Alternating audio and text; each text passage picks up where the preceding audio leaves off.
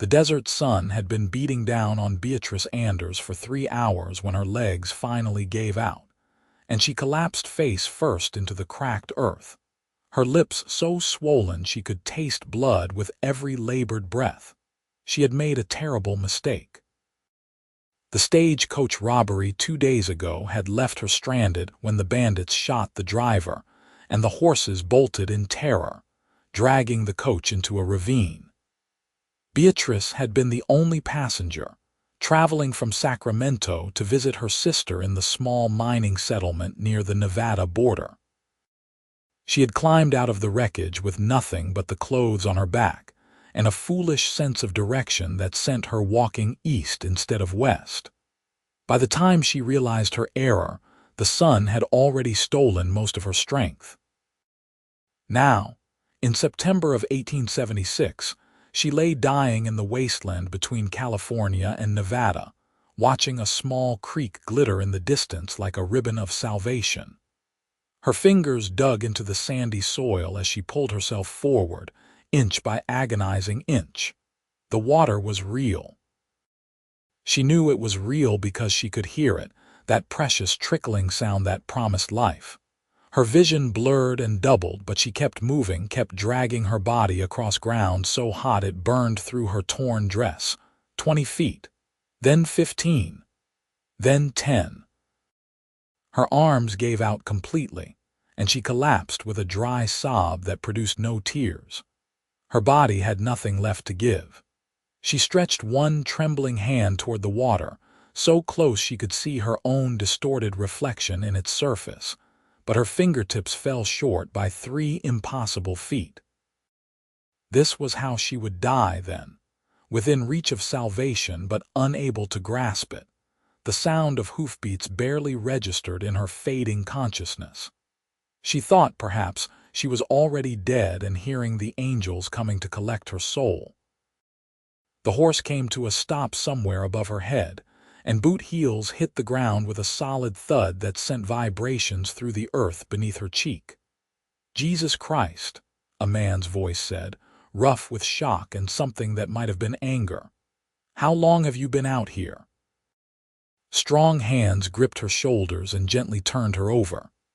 Beatrice tried to focus on the face above her, but the sun created a blinding halo around his head. She could make out dark hair, a strong jaw shadowed with stubble, and eyes that might have been blue or gray.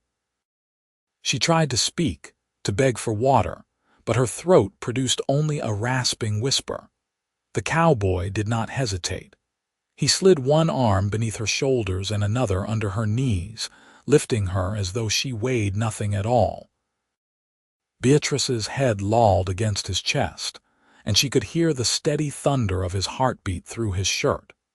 He carried her the remaining distance to the creek and knelt at its edge, supporting her weight easily with one arm while he cupped his free hand in the water. "Slowly," he commanded, bringing his wet hand to her cracked lips. "Too much at once will make you sick." The first drops of water touching her tongue felt like the most exquisite thing she had ever experienced. Beatrice whimpered and tried to grab his wrist, desperate for more, but he pulled back. "I said slowly," he repeated, his voice firm but not unkind. "I have seen men die from drinking too fast after days in the desert. You will have more, but you will do it my way." He gave her another palmful of water, then another, spacing them out despite her pleading sounds. After the 5th handful, he lowered her gently to the ground in the shade of a scraggly cottonwood tree that grew beside the creek. He pulled a canteen from his saddle and a clean cloth from his saddlebag, wetting the fabric and laying it across her forehead. "Can you tell me your name?" he asked, crouching beside her. "Beatrice," she managed, her voice sounding like gravel scraping against wood. "Beatrice Anders." "Quinn Barlow," he said. "What in God's name are you doing out here alone?" As he gave her more careful sips of water, Beatrice told him about the stagecoach, the robbery, the days of wandering in the wrong direction. Quinn listened without interrupting, his expression growing darker with each detail. "You have been walking for 2 days," he said when she finished. You should be dead. I nearly was, Beatrice whispered, if you had not come along when you did. I was tracking a horse that threw a shoe, Quinn said. Followed its prints out this way. I do not usually come through this stretch of nothing. He studied her face, which was burned red by the sun and covered in dust. You have the devil's own luck, Miss Anders. Or perhaps God's grace, she said softly. Quinn's mouth twitched in what might have been the ghost of a smile. Perhaps. He stood and walked back to his horse, a magnificent chestnut gelding that waited patiently by the water's edge. From his saddlebag, he pulled out a wrapped parcel that contained jerky and hardtack. You need to eat something, but slowly. Your stomach will not take kindly to a full meal right now. Beatrice accepted a small piece of jerky and worked it carefully with her sore mouth. Even that simple act of chewing exhausted her, and she leaned back against the tree trunk with her eyes closed. Where were you headed? Quinn asked, settling down beside her with his back against the same tree. He kept a respectful distance between them, she noticed, despite having just held her in his arms. A mining settlement called Silver Ridge, Beatrice said. My sister Constance lives there with her husband. They have a claim that is supposedly producing well. I was coming from Sacramento to help her with the new baby. Silver Ridge is another 20 miles northeast of here, Quinn said. You were walking almost parallel to it.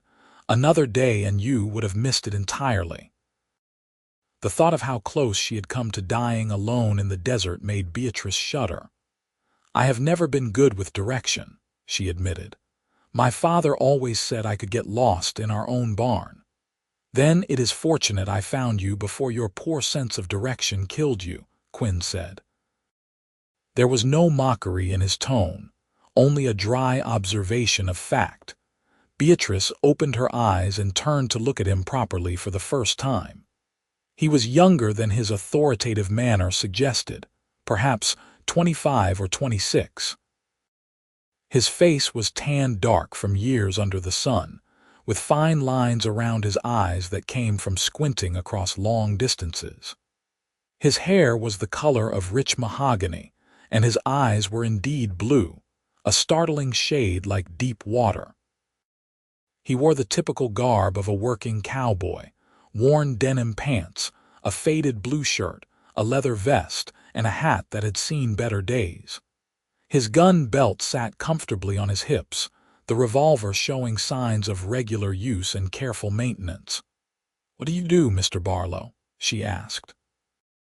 Besides rescuing foolish women from the desert, I run cattle, he said. I have a ranch about 15 miles southwest of here, near Concord. Modest operation, just me and 2 hired hands, but we are building something solid. He paused, then added, I am taking a herd north to Virginia City next week. There are mining camps up there paying good money for beef. Concord, Beatrice repeated. I passed through there on the stage. It seemed like a nice town. It serves its purpose, Quinn said noncommittally. He handed her another small piece of jerky. Eat this, then rest. Once the worst heat of the day passes, I will take you to Silver Ridge. You are in no condition to ride alone, so you will ride with me. Beatrice felt her face flush, and not just from the sunburn. The intimacy of sharing a horse with a strange man was not something a respectable woman should agree to, but she could hardly argue given the circumstances. I do not wish to take you out of your way, Mr. Barlow. If you could just point me in the right direction. Miss Anders, Quinn interrupted, his voice flat. You can barely sit upright, let alone walk 20 miles across rough terrain. You will ride with me, and that is the end of the discussion. His tone left no room for argument. Beatrice found herself both irritated and oddly grateful for his high-handed manner. She was too tired to protest further, and truthfully, the thought of attempting to walk anywhere filled her with dread. They sat in companionable silence as the afternoon heat slowly released its grip on the land. Quinn gave her water at regular intervals and made her eat small amounts despite her lack of appetite. He was surprisingly gentle for someone so clearly accustomed to giving orders and having them obeyed. When the sun began its descent toward the western horizon, painting the sky in shades of orange and pink, Quinn rose and extended his hand to help her up. "Time to go," he said. "We should reach Silver Ridge before full dark if we maintain a steady pace." Beatrice took his hand and tried to stand, but her legs buckled immediately. Quinn caught her before she hit the ground, his arms solid around her waist. "You will need to ride in front of me," he said matter-of-factly. "It is the only way to keep you from falling off." He lifted her onto his horse with the same ease he had shown when carrying her to the water. The chestnut gelding barely shifted under the additional weight. Quinn swung up behind her, one arm settling around her waist to hold her secure against his chest. Beatrice stiffened at the impropriety of their position, but Quinn seemed entirely unaware of any awkwardness. "Relax," he said, his breath warm against her ear. "If you hold yourself rigid like that, you will be sore as hell by the time we arrive. Trust me to keep you from falling." Easier said than done, Beatrice thought, but she gradually allowed herself to lean back against him. His body was warm and solid, and she could feel the movement of his muscles as he guided the horse northeast across the desert scrubland. Despite everything, despite the pain and exhaustion and impropriety, she felt safe for the first time since the stagecoach robbery. They rode in silence for the first hour, the only sounds the steady clip of hooves and the evening songs of desert birds settling in for the night. As the sky darkened from pink to purple, Quinn spoke. "Tell me about your sister," he said. "What is she like?" Beatrice smiled despite her cracked lips. "Constance is everything I am not. Practical, organized, never gets lost. She married James Morrison 3 years ago and followed him out here when he got gold fever. I thought she was mad, leaving a perfectly comfortable life in Sacramento for a mining camp, but she loves it. She writes me letters about how beautiful the mountains are and how much she enjoys the challenge of building a life from nothing. Some people are born for frontier living," Quinn said. "Others are born for cities and society. Neither is better than the other." "Which are you?" Beatrice asked. "Frontier," Quinn said without hesitation. "I grew up in Philadelphia and I hated every minute of it. Too many people, too many rules, too much expectation. I came west when I was 17 with nothing but a horse and $50. That was 9 years ago, and I have never once regretted leaving." "Your family must have been upset," Beatrice said. Quinn's arm tightened slightly around her waist, the only indication that her words had struck a nerve. "My father was a banker who expected me to follow in his footsteps. When I told him I was going west to ranch, he said I was throwing my life away on a foolish dream. We have not spoken since the day I left." "I am sorry," Beatrice said softly. "Do not be. A man has to live his own life, not the one someone else planned for him." Quinn shifted slightly in the saddle. "What about you? Are you city or frontier?" Beatrice considered the question. "I thought I was city," she admitted.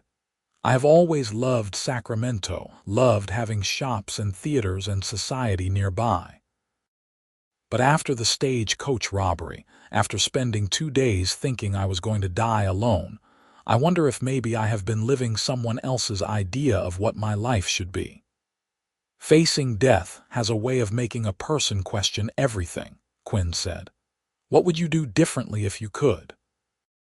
"I do not know yet," Beatrice said, "but I think I would like to find out." The lights of Silver Ridge appeared as they crested a low rise, a scattered collection of glowing windows in the darkness. The settlement was small, perhaps 24 buildings clustered around the mining operation, with tents and temporary structures spreading out in all directions.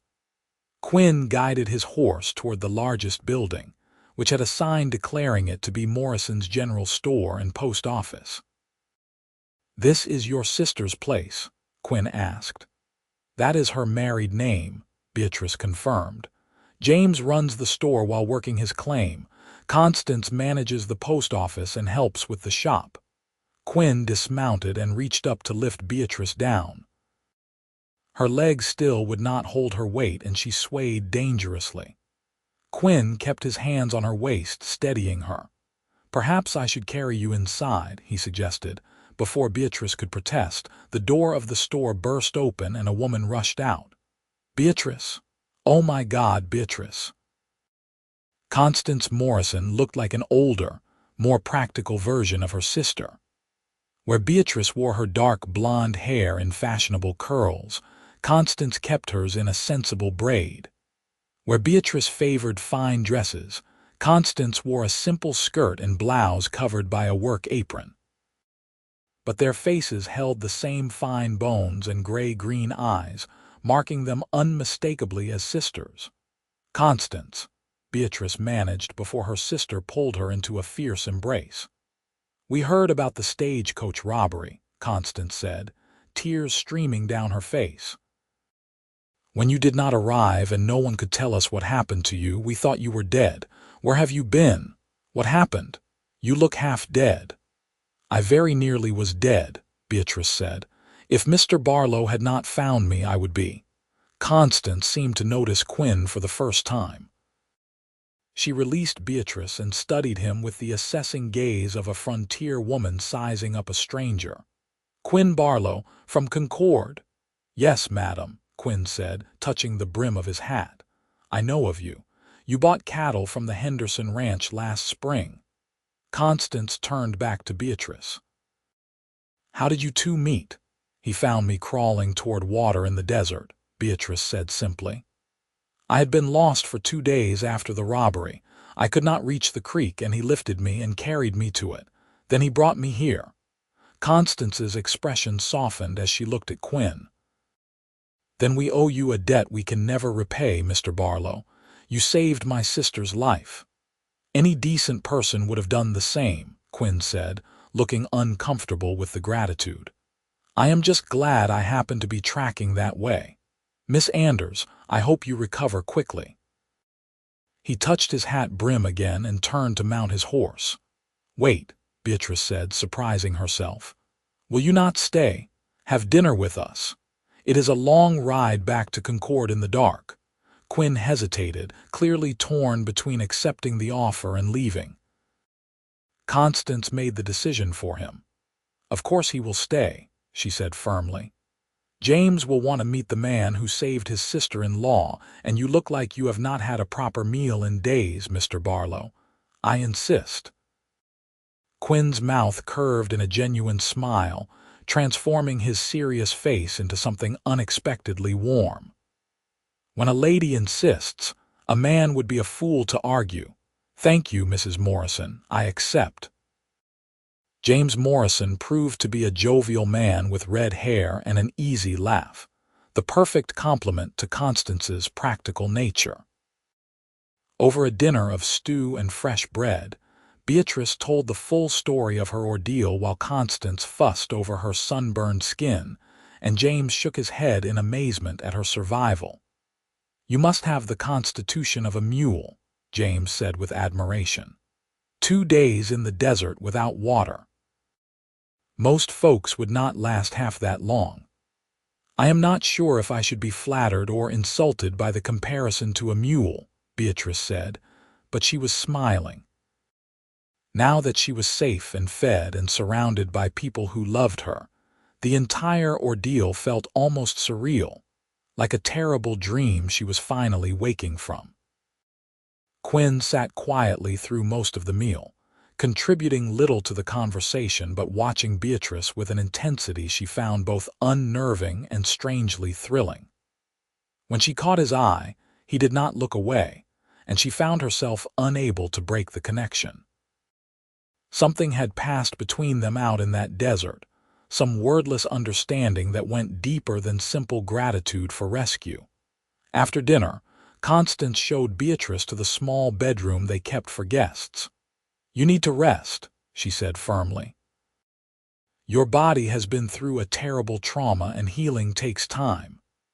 "I feel better already," Beatrice protested, though in truth, every muscle in her body ached and her sunburned skin felt like it was on fire. "You look terrible," Constance said bluntly. "Your face is burned red, your lips are cracked and bleeding, and you can barely walk without support. You will stay in bed for at least 3 days, and I will hear no arguments." Beatrice knew better than to argue with her sister when she used that tone. "Where is Mr. Barlow sleeping?" "James is making up a bed for him in the store," Constance said. She paused, then added carefully, "He is a good man, Beatrice. I have heard nothing but positive things about him from the folks who have done business with him. Honest, hardworking, fair in his dealings." "Why are you telling me this?" Beatrice asked, though she suspected she knew the answer. "Because I saw how he looked at you at dinner," Constance said. "And I saw how you looked at him. I just want you to know that if something were to develop between you, I would not disapprove." Beatrice felt her face flush hot. "Constance, the man rescued me from the desert this afternoon. It is far too soon to be thinking about anything developing." "Is it?" Constance asked. "You have always been the romantic one, Beatrice. You believe in love at first sight and destiny and fate. If you feel something for this man, why would you deny it just because it happened quickly?" "I do not even know him," Beatrice said weakly. "Then get to know him," Constance replied simply. "He lives only 15 miles away. It would not be difficult to arrange meetings, especially if James and I chaperoned." She kissed Beatrice's forehead gently. "Just think about it. Now rest. We will talk more tomorrow." After Constance left, Beatrice lay in the narrow bed and stared at the ceiling. Her sister's words echoed in her mind. She did believe in love at first sight, had always believed in it, despite being teased for her romantic notions. And there had been something in that moment when Quinn lifted her in his arms and carried her to the water. Something profound and life-changing that had nothing to do with being rescued, and everything to do with the man himself. She thought about the way he had held her on the horse, protective but respectful. The way he had made her drink slowly even when she begged for more, knowing what was best for her even when she did not. The way his eyes had found hers again and again across the dinner table, as if he too felt this strange, magnetic pull between them. Perhaps Constance was right. Perhaps this was fate, or destiny, or simply the universe conspiring to bring two people together in the most unexpected way possible. Beatrice closed her eyes and let herself imagine what it might be like to know Quinn Barlow better, to discover what lay beneath that serious, controlled exterior.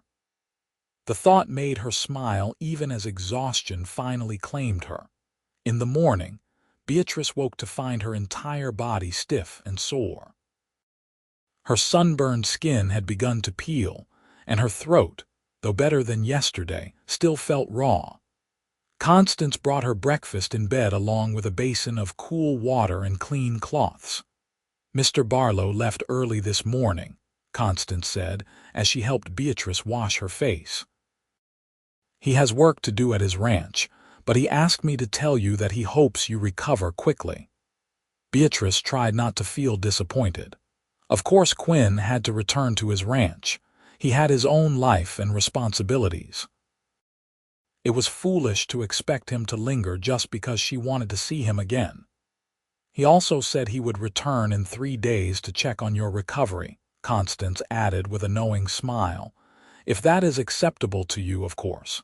Beatrice's heart leaped. 3 days? That seems soon. "Does it?"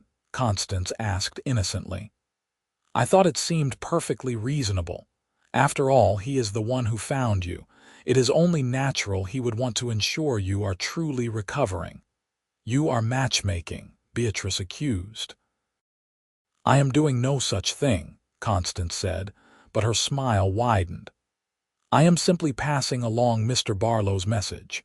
What you choose to do with that information is entirely up to you." The next 3 days passed slowly for Beatrice. She spent most of her time resting, letting her body heal from the ordeal in the desert. Constance applied salve to her sunburned skin and made her drink endless cups of water and broth to replenish what she had lost. James entertained her with stories about life in the mining camp, and Constance let her hold baby William, who was 3 months old and had inherited his father's red hair. But through it all, Beatrice found her thoughts returning constantly to Quinn Barlow. She replayed their conversations, analyzed every word and gesture, and wondered if he was thinking about her too. She told herself she was being ridiculous, that she was simply feeling gratitude and confusing it with attraction. But her heart knew better. On the morning of the 3rd day, Beatrice woke feeling genuinely better. Her sunburn had faded to a tan, her lips had healed, and her strength had returned.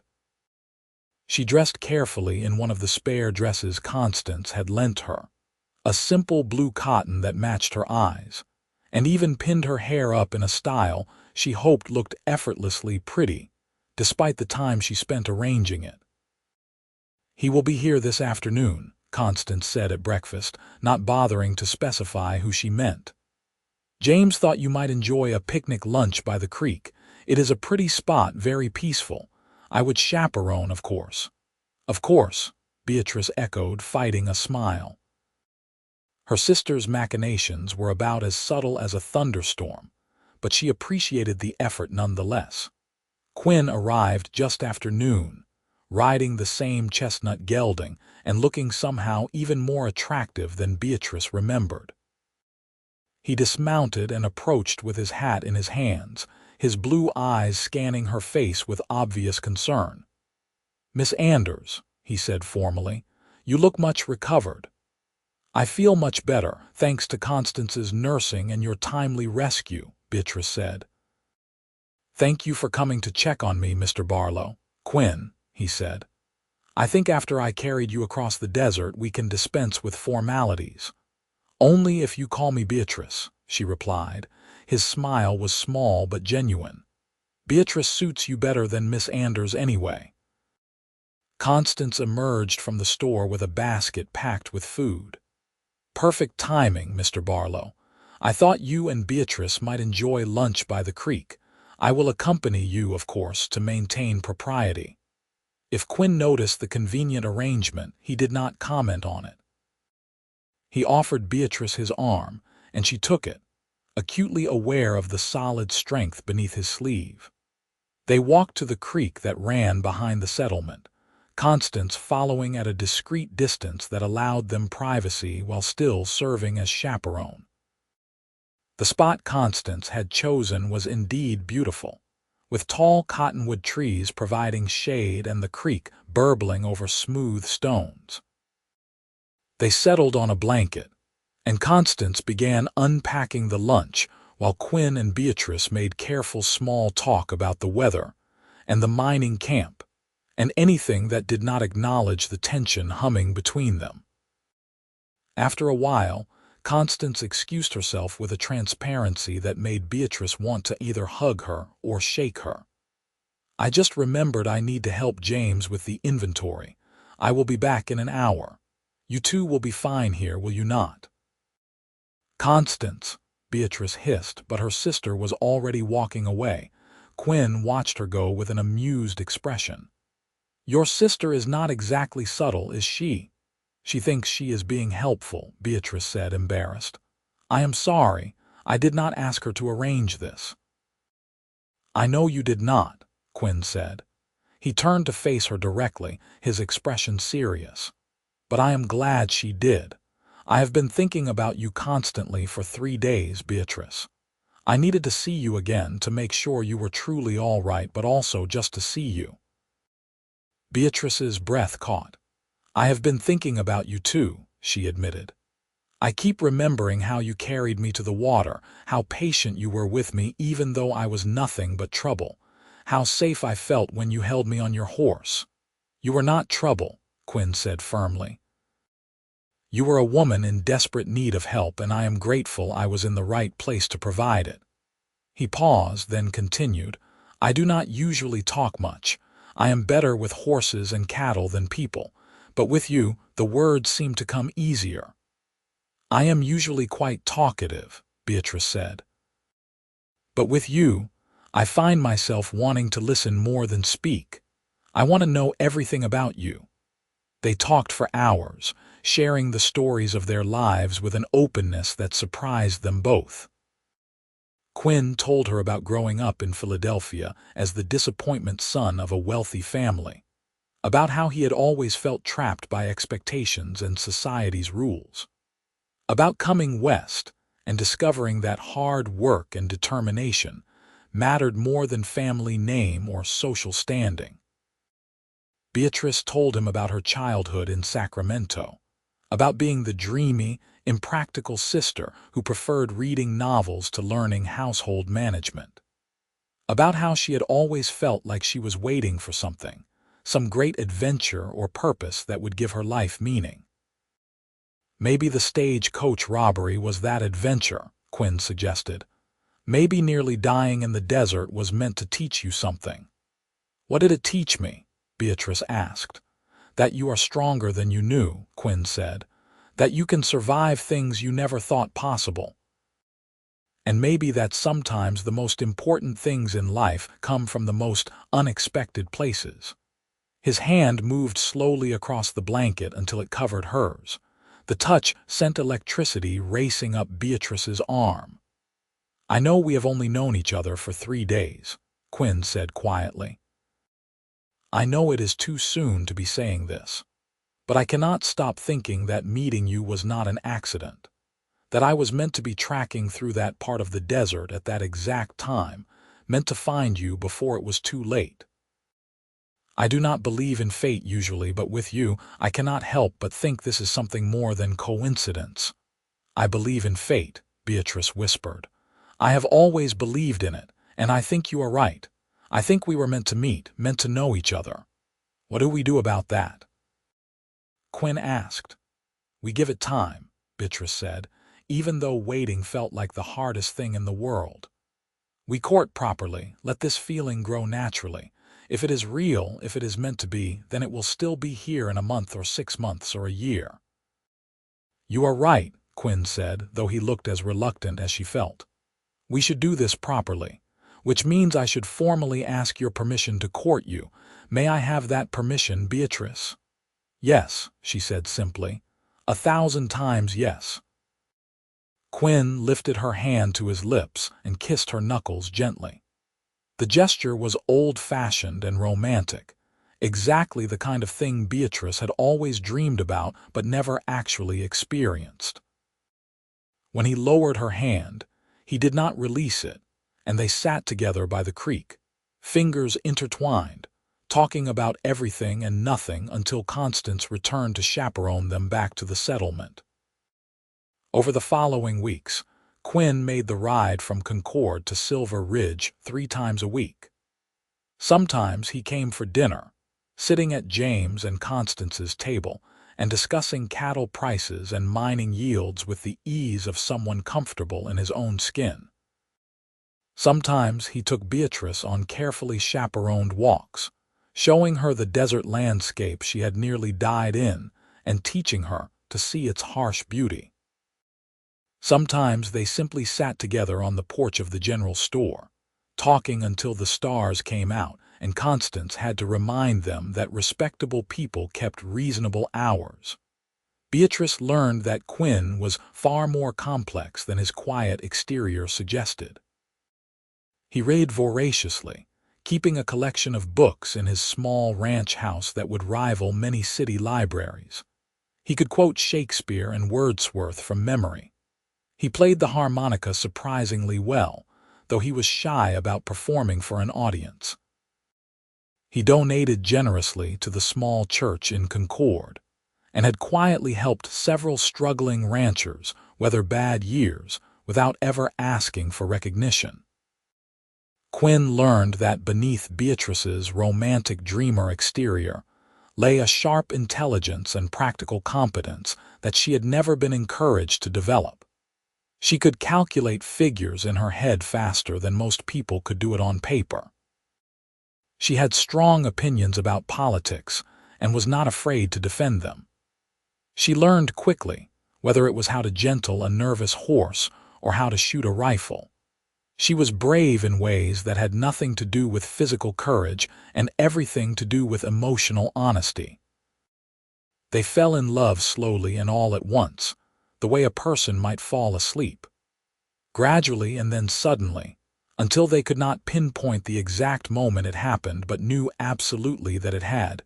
2 months after their meeting, Quinn asked James for permission to propose. James, who had been watching the courtship with approval, agreed immediately and offered to make the engagement ring himself from gold he had pulled from his claim. It was ready a week later, a simple band with a small but perfectly clear diamond set in the center. Quinn proposed on the bank of the same creek where he had carried Beatrice that first day.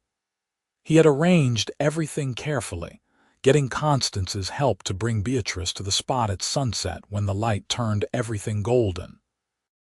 When Beatrice saw him waiting there, holding a bouquet of wildflowers he had clearly picked himself, she started crying before he even said a word. "I am not good with fancy speeches," Quinn said, taking her hands in his. "But I know that finding you in that desert was the most important moment of my life. Not just because I saved your life, but because you saved mine in a way I did not even know I needed. You make me want to be better, do more, see the world through your eyes. You make me laugh and think and feel things I thought I was not capable of feeling. I love you, Beatrice Anders. I will love you until the day I die and beyond. Will you marry me?" "Yes," Beatrice said through her tears. "Yes, absolutely yes." The ring fit perfectly, as though it had been made for her hand specifically. Quinn pulled her into his arms and kissed her for the first time, and Beatrice thought that if she died right then, she would die the happiest woman who had ever lived. They married in December of 1876, 3 months after their first meeting. The ceremony took place in the small church in Concord, with half the town turning out to witness the union of the quiet rancher and the woman he had saved from the desert. Constance served as matron of honor, baby William sleeping in her arms throughout the ceremony. James gave Beatrice away, since their father had passed 2 years earlier, and their mother was too frail to make the journey from Sacramento. Beatrice wore a simple white dress that Constance had helped her sew, with wildflowers in her hair that matched the bouquet Quinn had brought when he proposed. Quinn wore his best suit, though he looked slightly uncomfortable in anything other than his working clothes. When the preacher pronounced them man and wife and Quinn kissed her in front of God and everyone, Beatrice felt like her heart might actually burst from happiness. They honeymooned at Quinn's ranch, which would now be Beatrice's home as well. The house was small but well built, with 2 bedrooms, a main room that served as both kitchen and living space, and a porch that looked out over rolling hills dotted with cattle. It was modest compared to what Beatrice had known in Sacramento, but it was theirs, and that made it perfect. "I know it is not much," Quinn said as he carried her over the threshold, "but I will build you something bigger, something finer. Give me a few good years with the cattle operation and I will give you a proper house." "This is already a proper house," Beatrice said, kissing him soundly. "It is our house, which makes it perfect exactly as it is." That first night as husband and wife was everything Beatrice had dreamed romance could be. Quinn was gentle and patient, taking his time to ensure her comfort and pleasure. Afterward, they lay tangled together in his bed, now their bed, and talked about their future. About the children they hoped to have, the life they would build together, the adventures that lay ahead. "Do you miss Sacramento?" Quinn asked, stroking her hair. Not even a little bit, Beatrice said honestly. I thought I would, but I do not. This is where I am meant to be, Quinn, here with you. Even though it means hard work and simple living, he asked. Even though it means being miles from the nearest town and dealing with drought and cattle disease and all the challenges that come with ranching. Even though all of that, Beatrice confirmed. I would rather have a hard life with you than an easy life without you. Quinn kissed her forehead. You are the bravest woman I know, Beatrice Barlow. I like how that sounds, she murmured, already half asleep. Beatrice Barlow, I like it very much. The first year of marriage brought challenges Beatrice had not anticipated. Ranch life was indeed hard work, requiring early mornings and long days and constant vigilance against the 100 things that could go wrong. She learned to cook for the hired hands, to keep the ranch accounts, to help with branding and roundup. She learned to shoot well enough to protect the chickens from coyotes and to ride well enough to help move cattle when needed. But for every challenge, there were a dozen moments of pure joy. Morning coffee on the porch while watching the sun rise over the hills. Riding out to check the herd with Quinn, their horses walking side by side. Dancing in the kitchen to no music at all, just the two of them swaying together after a long day.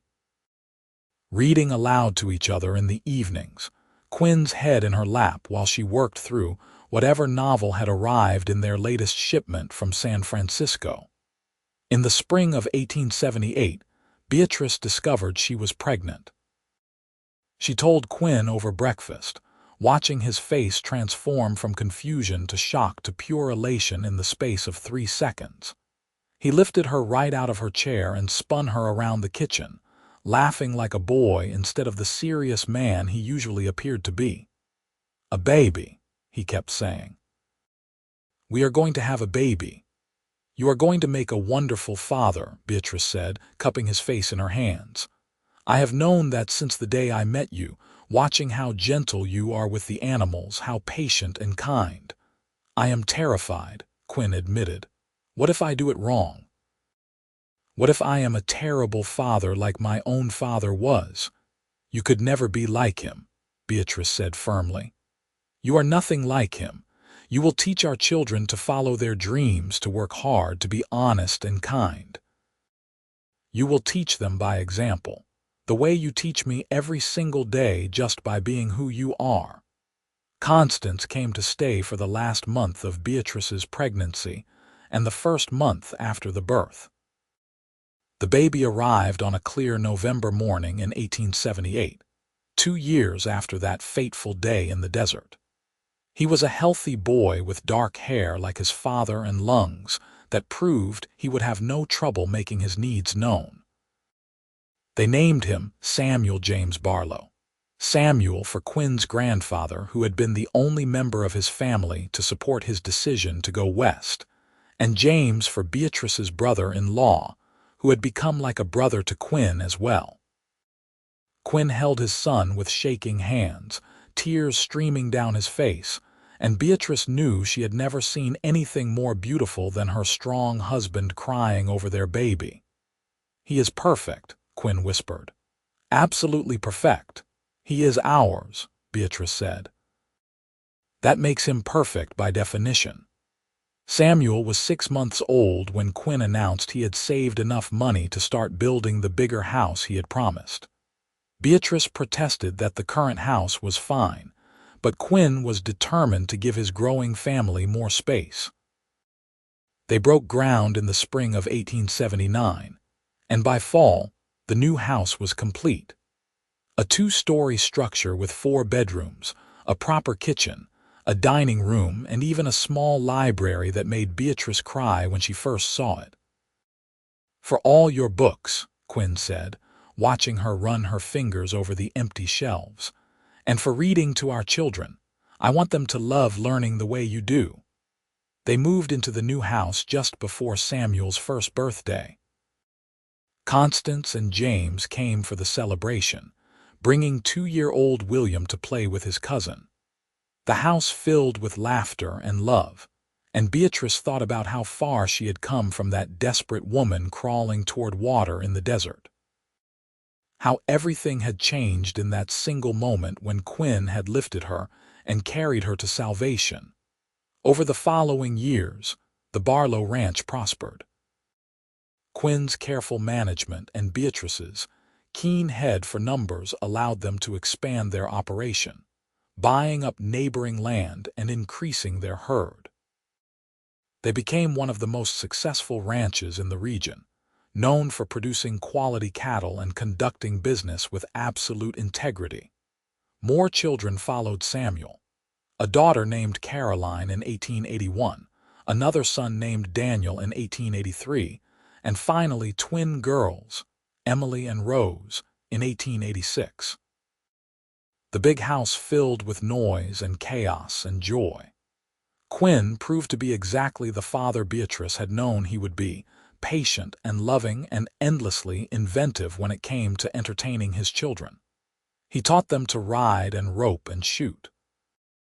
He read them stories every night, and never once told them their dreams were foolish or impractical. Beatrice flourished in ways she had never imagined possible back in Sacramento.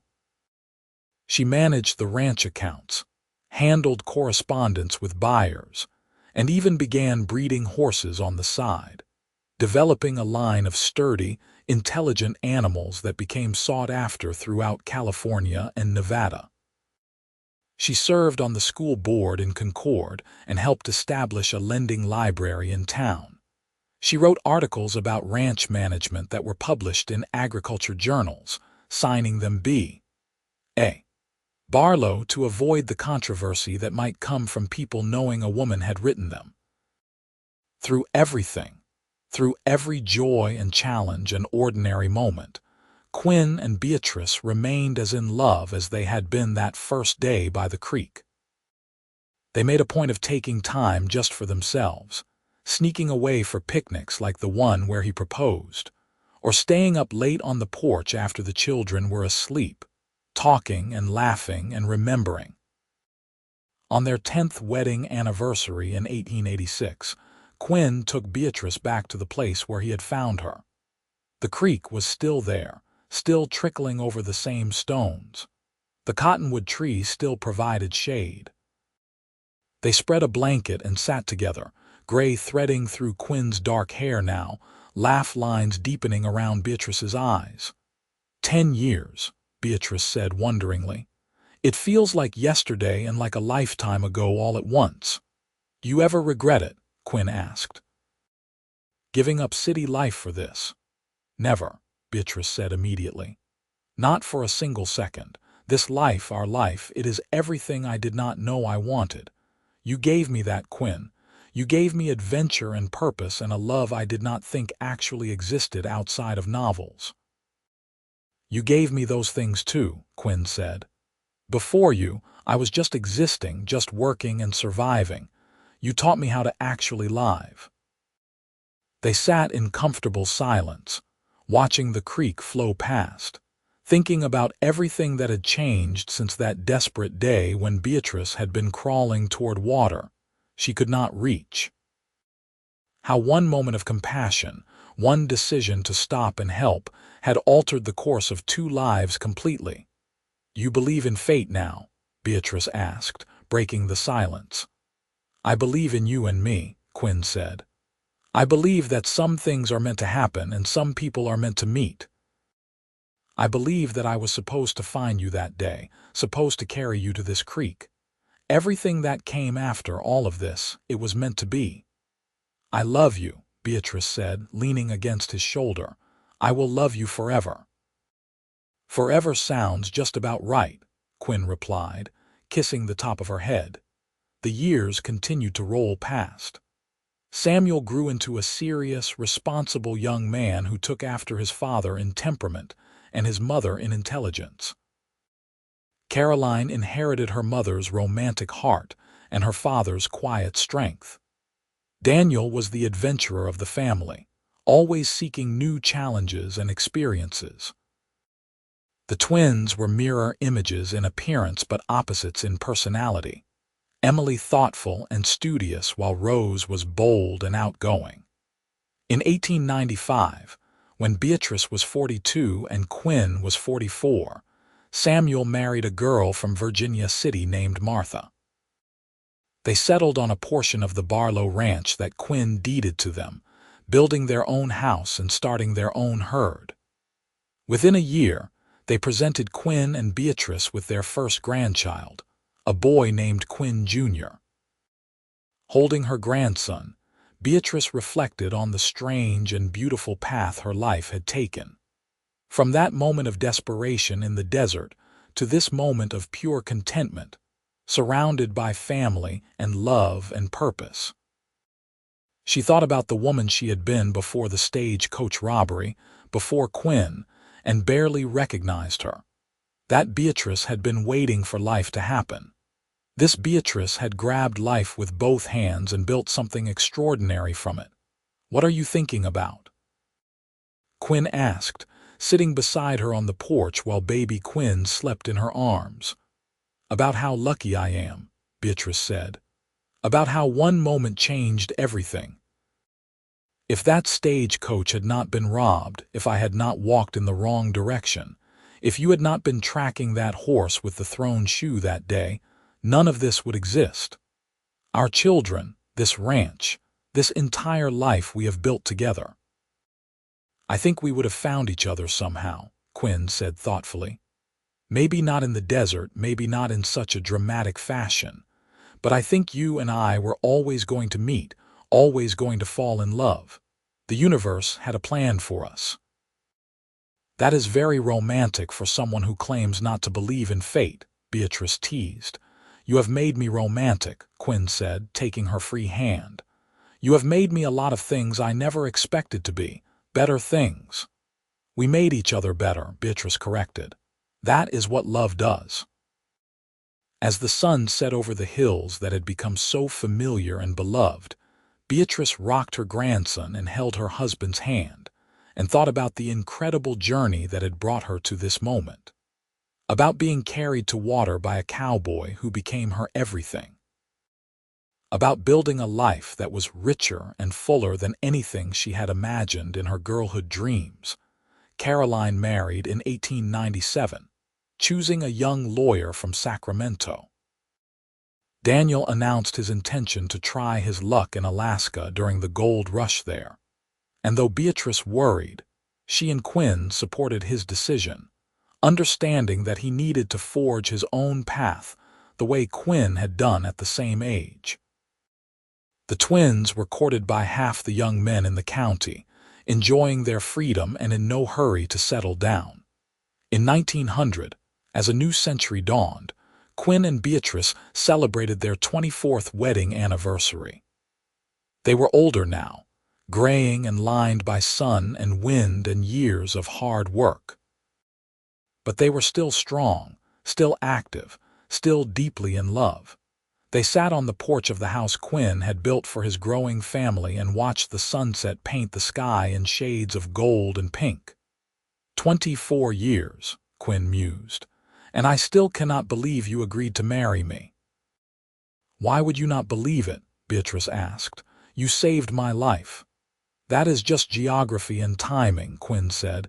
Any man would have stopped to help. But you did not just help, Beatrice said. You cared. From that first moment, you saw me as a person worth caring about, not just an obligation or a burden. You carried me to water with such gentleness, such concern. You made me drink slowly even when I begged you for more because you knew what I needed better than I did. You have been doing that ever since, Quinn, caring for me, protecting me, knowing what I need even when I do not know myself. You make me sound far nobler than I am, Quinn said, but his eyes were bright with emotion. I am only describing what I see, Beatrice replied. You are the best man I know, Quinn Barlow. You have been since the day we met. They talked late into the night, reminiscing about their years together, about their children and grandchildren, about the ranch that had become their legacy. They talked about the future, about growing old together, about watching their family continue to grow and spread across the West they both loved. In 1902, Daniel returned from Alaska with a wife, a fortune in gold, and stories that kept the family entertained for weeks. Emily married a rancher from Wyoming and moved north to help him run his operation. Rose surprised everyone by announcing she had been accepted to a teacher's college in San Francisco, determined to get a formal education before settling down. Through every change, every departure and arrival and celebration and crisis, Quinn and Beatrice remained the steady center of their family. Their love was the foundation upon which everything else was built, and everyone who knew them understood that what they had was rare and precious and worth protecting. As they moved into their 60s, Quinn and Beatrice gradually handed over more of the ranch operations to Samuel, who had inherited his father's skill with cattle and his mother's business sense.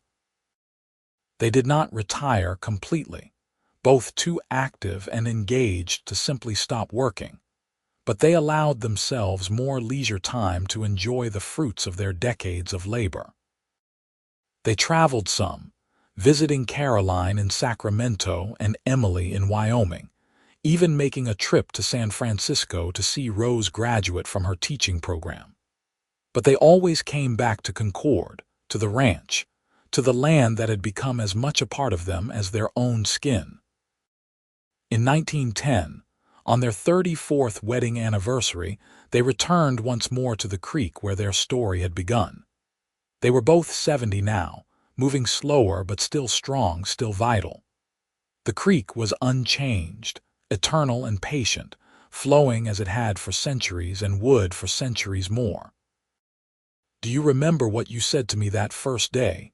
Beatrice asked as they sat on their blanket. "When you found me crawling toward the water." "I asked how long you had been out there," Quinn said. "I was angry, I think. Angry that you had been suffering, angry that I had not found you sooner."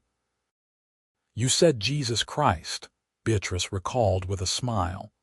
"I thought perhaps you were an angel sent to save me, and that made me think I was already dead."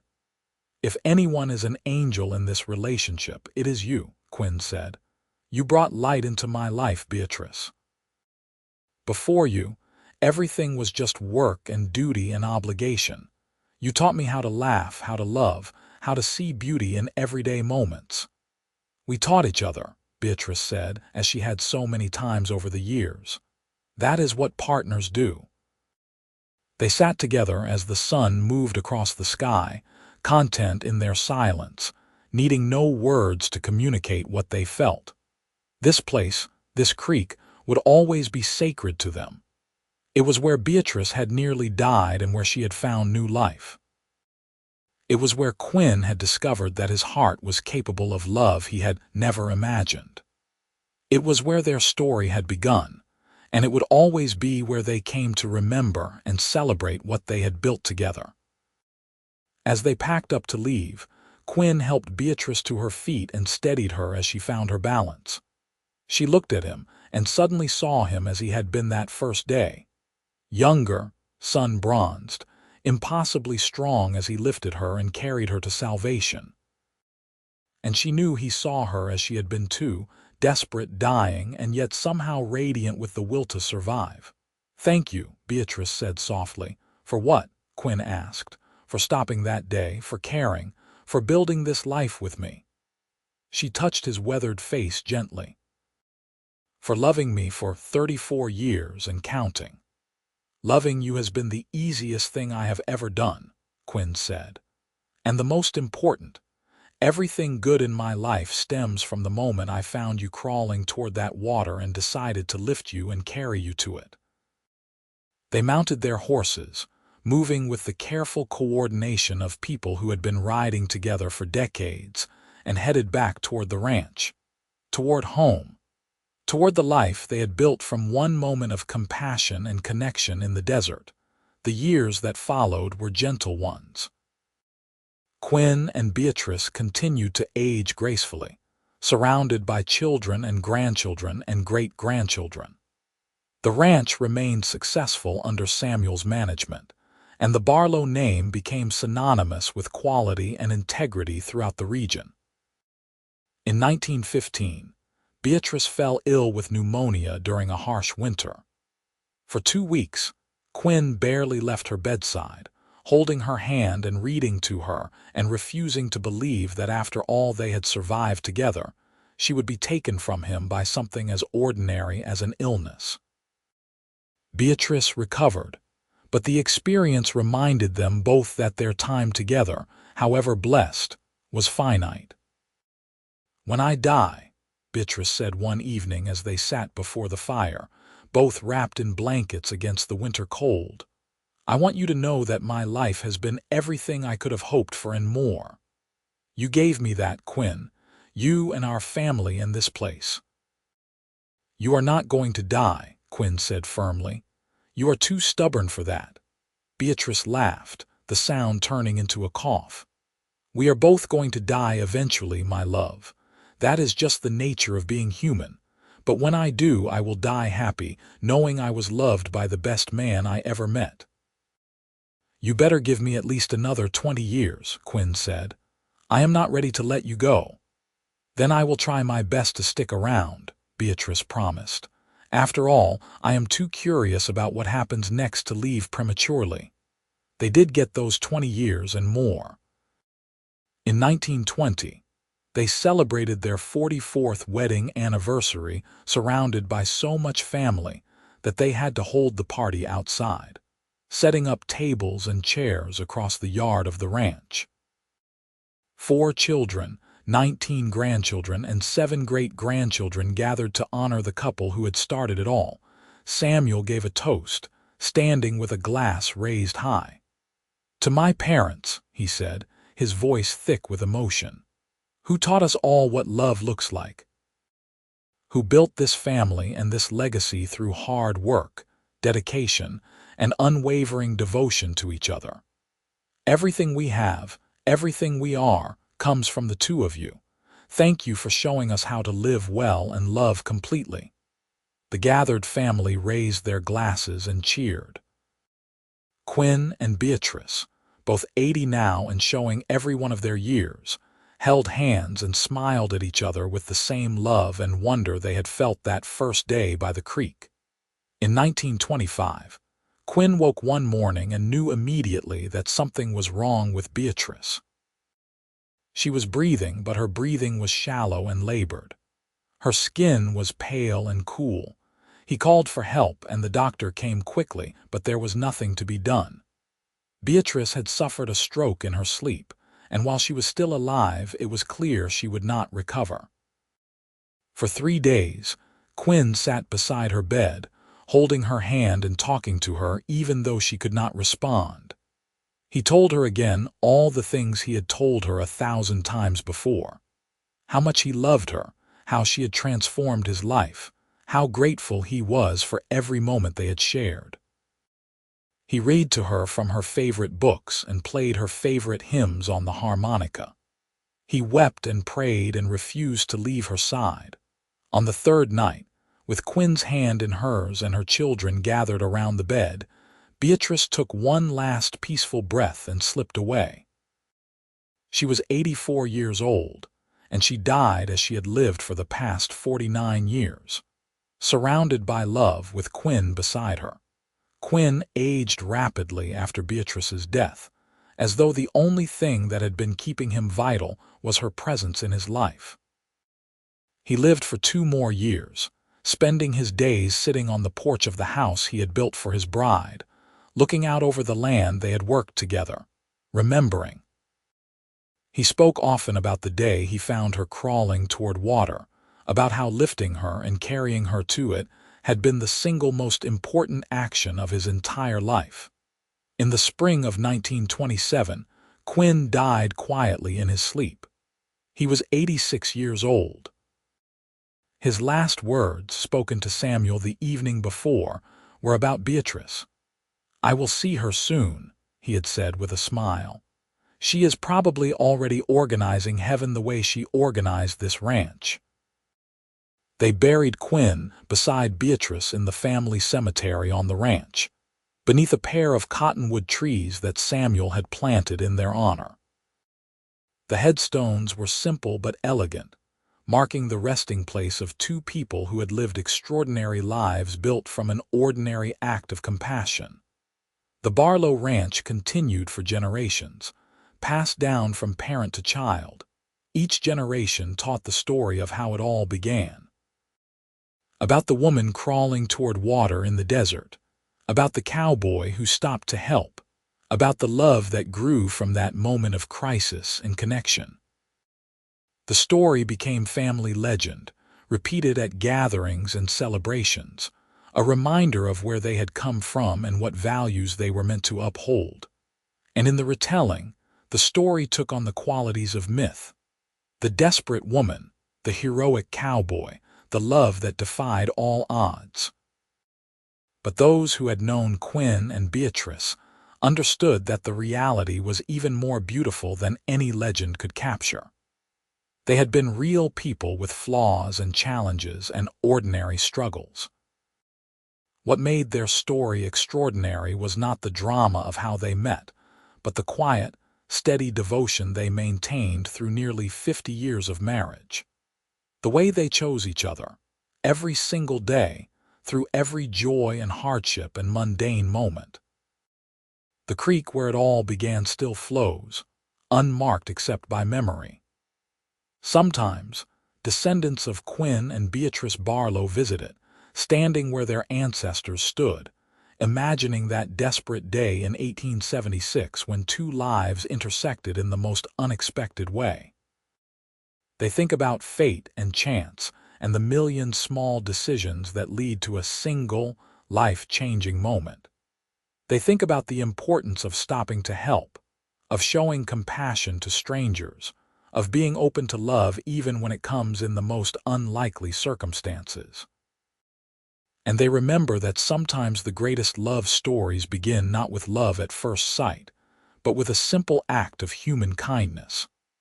A cowboy lifting a dying woman and carrying her to water, giving her the gift of life and, unknowingly, the gift of a love that would last beyond death itself, living on in the family they created and the legacy they left behind.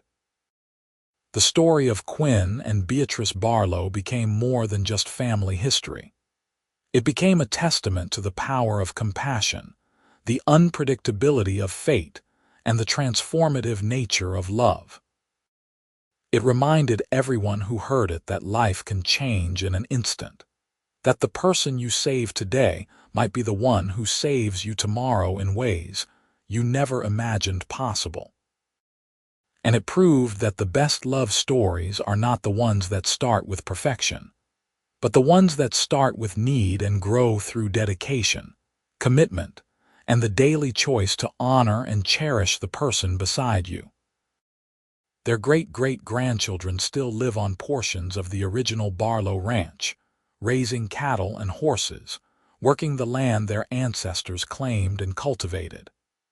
The big house Quinn built still stands, lovingly maintained and updated over the decades, but retaining its essential character. The library Beatrice loved so much is now filled with books spanning generations. From the worn volumes she read to her children to modern bestsellers her descendants enjoy today. And every year, on the anniversary of that September day in 1876, when Quinn found Beatrice, the family gathers at the creek for a picnic. They share food and stories, and someone always retells the tale of how it all began, how one cowboy's decision to stop and help a stranger changed the course of countless lives. They toast to Quinn and Beatrice, to love and compassion and the beautiful unpredictability of life. The desert where Beatrice nearly died continues its eternal cycle of harsh days and cool nights, of rare rain and frequent drought. But in one small corner of that vast wilderness, beside a creek that flows year-round, the land remembers. It remembers a woman crawling toward water she could not reach, and a man who lifted her and carried her to it. It remembers the love that bloomed from that moment of desperation and compassion. And in its own way, the land celebrates that memory, nurturing the cottonwood trees that provide shade, maintaining the flow of water that gives life, standing as silent witness to the enduring power of love born from the simplest of human impulses. To help someone in need, to show kindness to a stranger, to choose compassion over convenience. This is the story of Quinn Barlow and Beatrice Anders, who met in the worst of circumstances and built the best of lives, who proved that love is not about grand gestures or perfect moments, but about consistent choice and daily devotion, who showed that sometimes the person who saves your life becomes the reason your life is worth living, and who left behind a legacy that extends far beyond the land they owned or the cattle they raised, a legacy of love that continues to inspire and guide their descendants more than a century after that fateful day in the desert when everything changed. Their love story ended, as all mortal love stories must, with death. But it did not end with sadness or regret. It ended with satisfaction, with the knowledge that they had lived fully and loved completely. It ended with children and grandchildren and great-grandchildren gathered around, carrying forward the values and lessons Quinn and Beatrice had taught. It ended with a family strong and united, bound together by the love story that started it all. And in the hearts and memories of everyone who knew them or heard their story, Quinn and Beatrice live on. Not as perfect people or idealized lovers, but as real human beings who found each other in the most unexpected way and chose to build something beautiful from that chance encounter. They live on in every act of kindness, every helping hand extended to a stranger, every decision to stop and care when it would be easier to keep riding.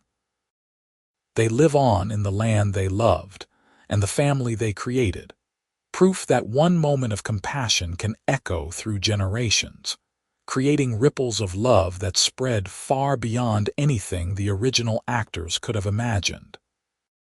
This is their story, from desert desperation to lifelong devotion, from near death to abundant life. It is a story about water and salvation, about cowboys and courage, about fate and choice and the beautiful complexity of love. It is a story that deserves to be remembered and retold, not because it is perfect, but because it is true. And in its truth lies its power.